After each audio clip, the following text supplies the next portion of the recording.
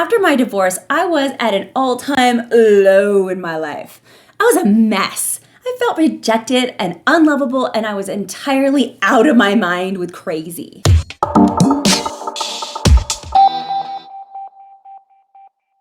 I did not know how to handle the 10,000 emotions rushing through my veins, and the result was a Jekyll and Hyde Christina. One day I was responsible and put together. The next day, I was careless and stupid.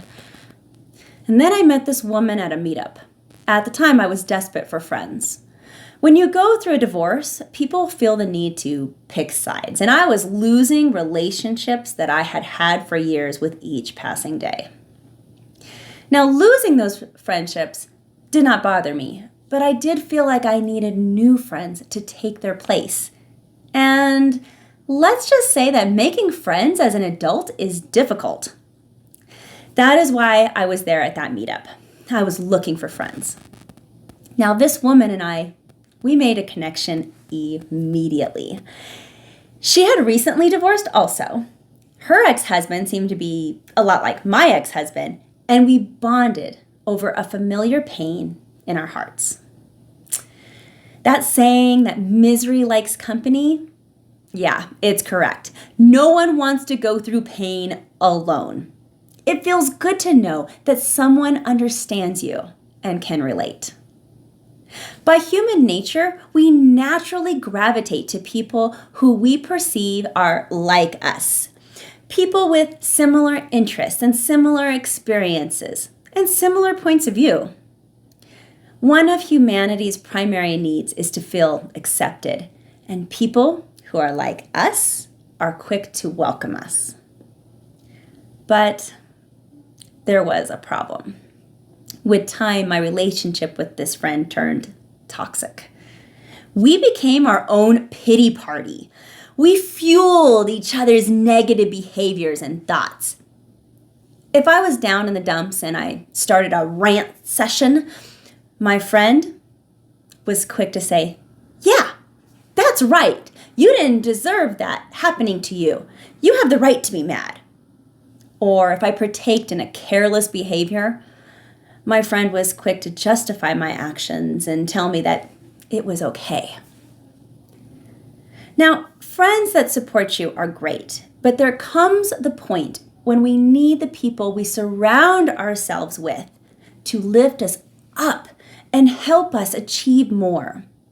Get out of our funk and better ourselves. And after a while, I didn't need someone to justify my destructive behaviors and make me feel better. I needed someone to help me move forward. Unfortunately, most individuals struggling with a toxic relationship can't recognize how toxic it is when they're actively engaged in the relationship. And it took her to do an unthinkable act of betrayal for me to see her for who she was and realize that I was in a toxic relationship and something had to change. I don't want you to go through what I went through. Friendships are essential for parents. We need people that we can trust as we go through our parenting journey. Because parenthood is challenging. We need a support system. Right now, I'm accepting enrollment for the Supermom Support Squad. This moms group is a small group parent coaching experience made to encourage parent-to-parent friendships. Because as I said, it's difficult to meet new people and make new friends as an adult. Sometimes we need a vehicle to help, and that is precisely what this program does. It connects moms. I hope that you do not find yourself in a toxic relationship. Still, if you think that you might be in one, I have created a free PDF to help you identify toxic relationship warning signs.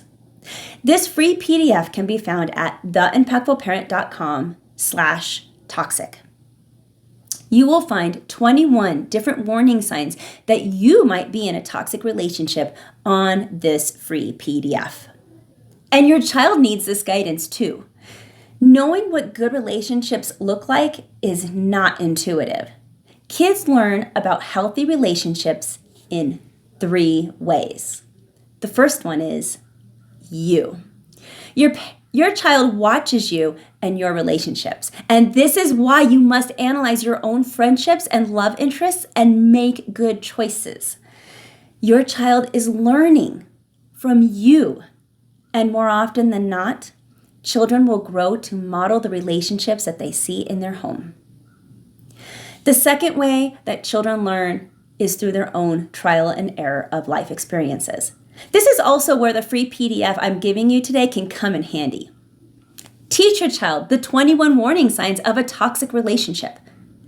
Teach them how to identify when a friend is not having their best interest at heart.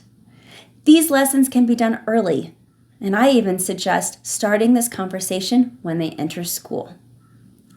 Read the PDF with your child and start the conversation about some of the people in their life.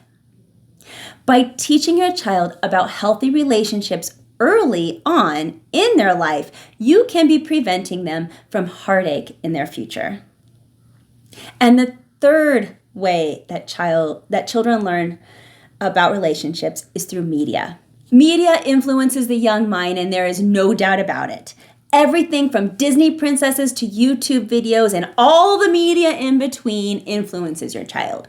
So be aware of the messages that the media is giving. For example, Ariel, the Little Mermaid, gives up her life and her family under the sea for her life with Prince Eric. Now, I'm not saying that this message is bad. I'm just saying that as parents, we need to be aware of the messages the media is speaking to our children. If we are aware, we can start a conversation with our kids and make them aware of the media influences also. Relationships can be a person's most significant asset in life. We need them. Let us just make sure that our children and we have good relationships that we can be proud of. Download the free PDF. Start the conversation. And I hope that you consider joining the Supermom Support Squad.